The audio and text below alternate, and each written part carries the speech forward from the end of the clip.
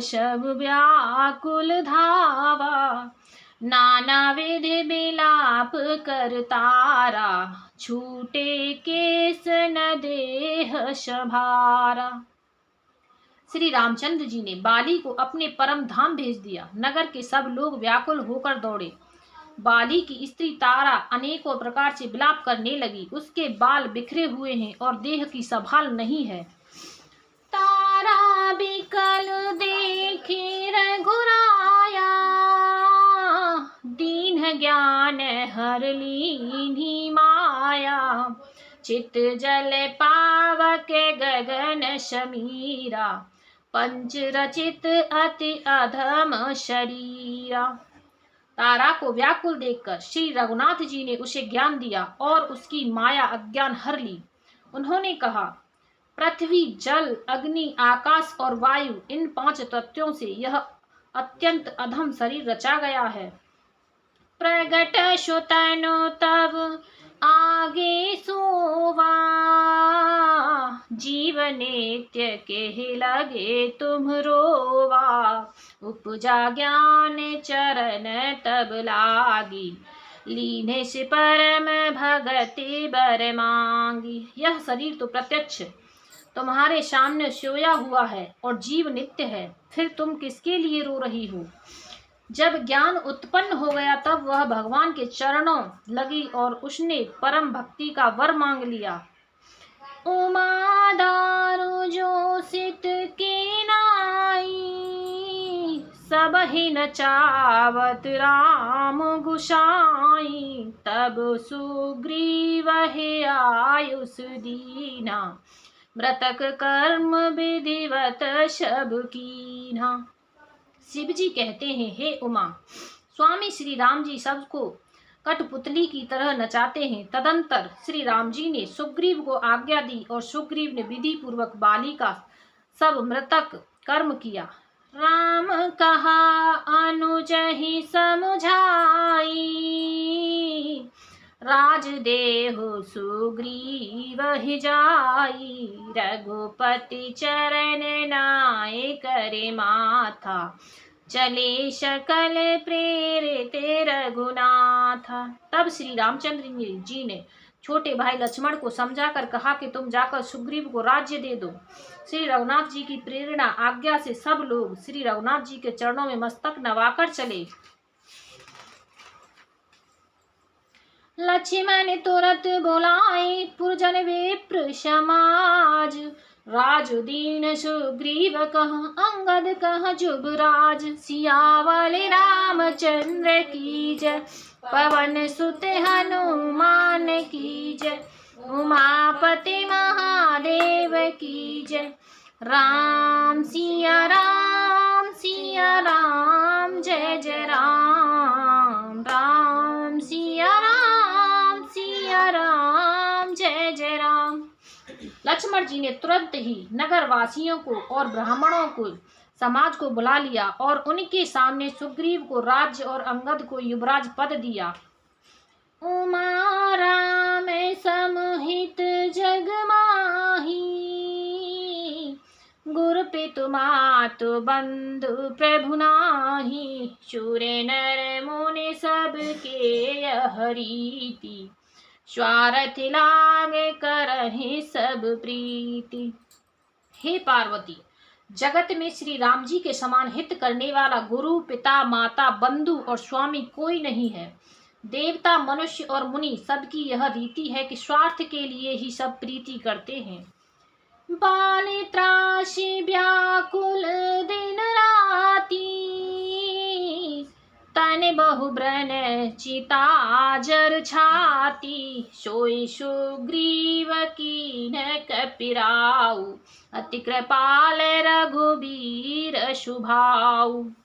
जो सुग्रीव दिन रात बाली के भय से व्याकुल रहता था, जिसके शरीर में बहुत से घाव हो गए थे और जिसकी छाती चिंता के मारे जला करती थी, उसी सुग्रीव को उन्होंने वानरों का राजा बना दिया। श्री रामचंद्र जी का स्वभाव अत्यंत ही कृपालु है। जानत हूँ अश प्रभु परिहरहि, काहे न विपत्ति जाल नर परही, पुण्य सुग्रीव ही लीन बोलाई, बहु प्रकार नृप नीति सिखाई। जो लोग जानते हुए भी ऐसे प्रभु को त्याग देते हैं, वे क्यों न विपत्ति के जाल में फंसे। फिर श्री राम जी ने सुग्रीव को बुला लिया और बहुत प्रकार से उन्हें राजनीति की शिक्षा दी। कह प्रभु सुन सुग्रीव हरीशा, पुर न जाओ 10 4 बरीशा, गति ग्रीष्म बरसा ऋतु आई, रहे निकट सैल पर छाई। फिर प्रभु ने कहा, हे वानरपति सुग्रीव सुनो, मैं 14 वर्ष तक गांव बस्ती में नहीं जाऊंगा। ग्रीष्म ऋतु बीतकर वर्षा ऋतु आ गई, अतः मैं यहाँ पास ही पर्वत पर टिक रहूंगा। अंगद सहित करहूँ तुम राजू, संतत हृदय धरे हूँ मम काजू। जब सुग्रीव भवन फिर आए, राम प्रवर्षन गिर पर छाए। तुम अंगद सहित राज्य करो, मेरे काम का हृदय में सदा ध्यान रखना। तदंतर जब सुग्रीव जी घर लौट आए, तब श्री राम जी प्रवर्षण पर्वत पर जा टिके। प्रथम ही देवन गिर गुहा, राख्यौ रुचिर बनाए, राम कृपा निधि कछु दिन वास करेंगे आए। सियावल रामचंद्र की जय, पवन सुत हनुमान की जय, उमापति महादेव की जय। राम सिया राम जय जय राम, राम सिया राम जय जय राम। देवताओं ने पहले से ही उस पर्वत की एक गुफा को सुंदर बना सजा रखा था। उन्होंने सोच रखा था कि कृपा की खान श्री राम जी कुछ दिन यहाँ आकर निवास करेंगे। सुंदर बने कुसुमित अति शोभा, गुंजत मधुप निकर मधुलोभा, कंदे मूल फल पत्र सुहाए, भये बहुत जब ते प्रभु आए। सुंदर वन फूला हुआ अत्यंत सुशोभित है, मधु के लोभ से भौरों के समूह गुंजार कर रहे हैं। जब से प्रभु आए तब से वन में सुंदर कंद मूल फल और पत्तों की बहुतायत हो गई। देखे मनोहर शैल अनूपा, रहित अनुज सहित सुर भूपा, मधुकर खग मृग तनुधर देवा, करहि सिद्ध मुनि प्रभु के सेवा। मनोहर और अनुपम पर्वत को देखकर देवताओं के सम्राट श्री राम जी छोटे भाई सहित वहां रह गए। देवता सिद्ध और मुनि भौरों पक्षियों और पशुओं के शरीर धारण करके प्रभु की सेवा करने लगे। मंगल रूप भयउ बन तब ते, कीन्ह निवास रमापति जब ते, फटिक शिला अति शुभ्र सुहाई, सुख आसीन तहाँ दो भाई। जब से रमापति श्री राम जी ने वहां निवास किया, तब से वन मंगल स्वरूप हो गया। सुंदर स्फटिक मणि की एक अत्यंत उज्जवल शिला है, उस पर दोनों भाई सुख पूर्वक विराजमान हैं।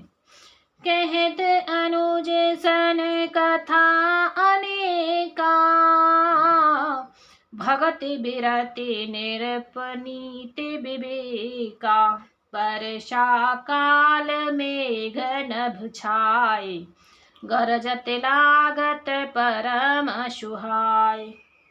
श्री राम जी छोटे भाई लक्ष्मण जी से भक्ति, वैराग्य, राजनीति और ज्ञान की अनेकों कथाएं कहते हैं।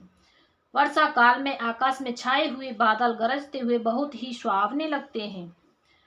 लक्ष्मण देख मोर गण नाचत बारिद पेख, ग्रही बीरत रत हरस जस विष्णु भगत कहूँ देख। सियावल रामचंद्र की जय, पवन सुत हनुमान की जय, उमापति महादेव की जय।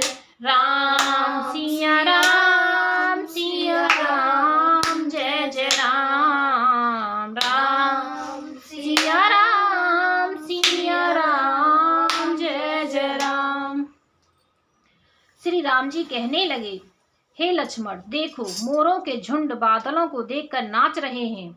जैसे वैराग्य में अनुरक्त गृहस्थ किसी विष्णु भक्त को देखकर हर्षित होते